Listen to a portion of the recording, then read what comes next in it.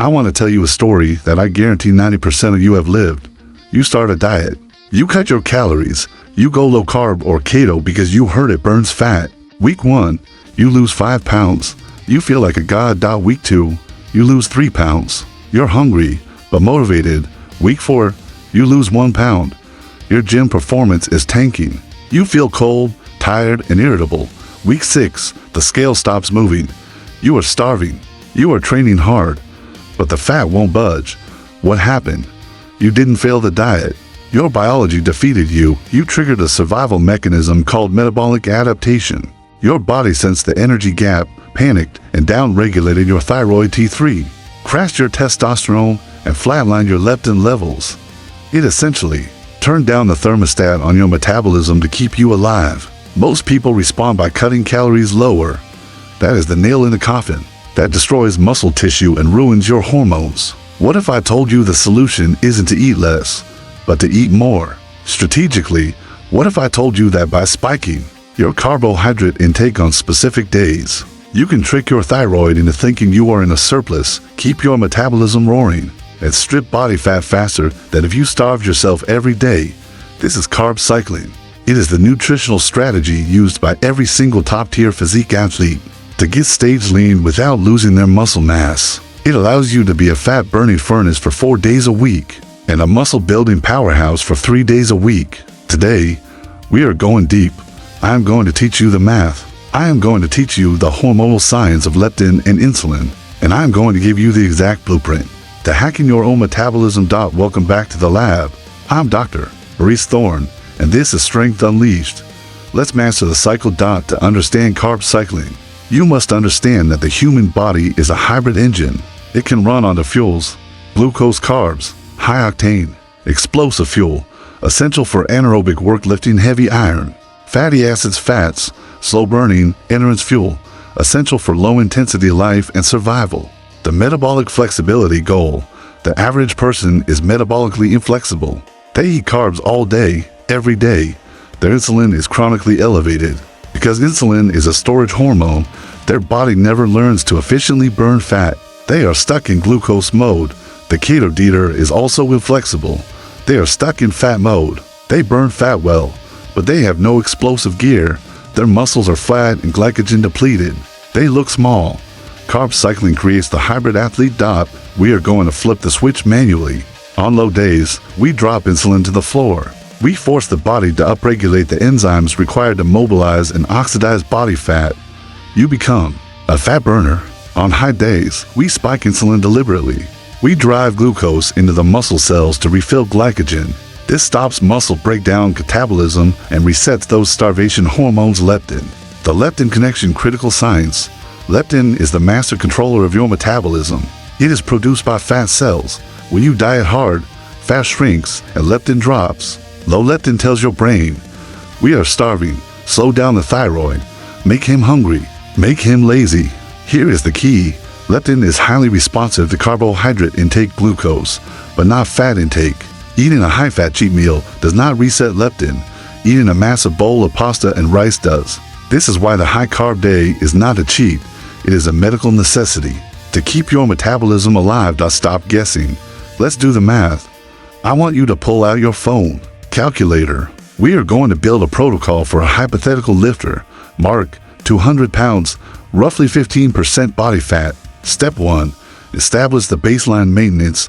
Mark needs roughly 15 calories per pound to maintain weight. 200 pounds x 15 equals 3,000 calories maintenance. Step 2. The protein anchor. Protein never changes. It is the structure. Mark needs 1.1 grams per pound. 200 pounds x 1.1 equals to 120 grams protein, 880 calories. This is locked in every day. Step 3. The high day training. Legs, back. We want performance. We want to be at or slightly above. Maintenance to fuel growth. Calories, 3,000. Protein, 220 grams. Fats, we keep fats low on high carb days. Why? Because insulin is high. High insulin plus high fat equals fat storage.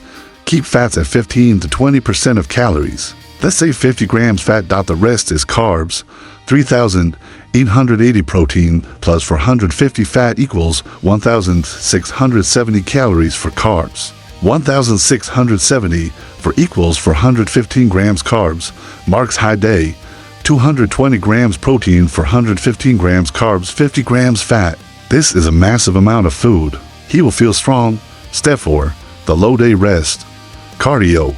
We want fat loss. We want to be in a deficit. Calories.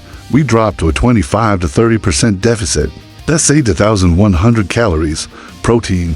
220 grams still locked. Carbs. We drop these to trace or peri-workout only. Let's say 50 grams mostly from veggies, indirect sources. The rest is fats. We increase fat to maintain satiety and hormone function. 2,100, 880 protein plus 100 carb equals 1,020 calories for fats. 1,020, 9 equals 110 grams fat, marks low day. 220 grams protein, 50 grams carbs, 110 grams fat. The weekly math, it marked as 3 high days and for low days. He is fueling his hardest workouts like a bodybuilder. He is burning fat on his rest days like a keto athlete, and his average weekly caloric intake puts him in a moderate deficit for fat loss. Without crashing his metabolism, you cannot just do high, low days randomly. They must sync with your output. Rule number 1, you must earn your carbs. Rule number 2, do not waste high days on small muscle groups, arms, ABS, the classic recom split 4-day. Lifter, Monday legs, brutal, high day. Insulin drives recovery for the biggest muscle group, closing parenthesis. Tuesday push, chest, delts, median day. We taper down, maybe do 100 grams carbs. Wednesday rest, low day, deep fat burning. Fasted cardio optional, closing parenthesis. Thursday pull, back deads, high day. Refilling glycogen for the second heavy session. Friday arms, ABS, median day. Saturday active recovery, low day. Sunday rest, low day. The aggressive fat loss split 3-day lifter. Monday, full body heavy, high day. Tuesday rest, low day. Wednesday full body heavy, high day. Thursday rest, low day. Friday full body heavy, high day. Saturday rest, low day. Sunday rest, low day. Notice the pattern? We protect the workout performance at all costs. We starve the fat cells on the days we aren't lifting. It's not just macros. Food quality matters. High day foods, the insulin spikers. We want fast digestion around the workout. Carb sources: white rice, jasmine rice, potato skin off, pasta, cream of rice, ripe bananas. The backload. If you train in the evening, save 70% of your carbs for the post-workout meal. This maximizes the sponge effect of the muscles and minimizes fat storage. Low day foods, the satiety kings. We need volume to stay full. Carb sources: green beans, broccoli, spinach, asparagus, zucchini, opening parenthesis, fiber, closing parenthesis. Fat sources: avocado, olive oil, whole eggs, fatty steak, salmon. Insulin sensitivity hacks, the GDA protocol. To make this work even better, we want to ensure every gram of carb goes to muscle, not fat. The 10-minute walk. After every high-carb meal, walk for 10 minutes. This increases non-insulin mediated glucose uptake. Your muscles suck up the sugar mechanically. Vinegar. 1 tablespoon of apple cider vinegar before high-carb meals can lower the glycemic response by 20 to 30%. Supplements, GDA letters. Berberine 500 milligrams, potent glucose disposal agent. Chromium picolinate improves insulin sensitivity.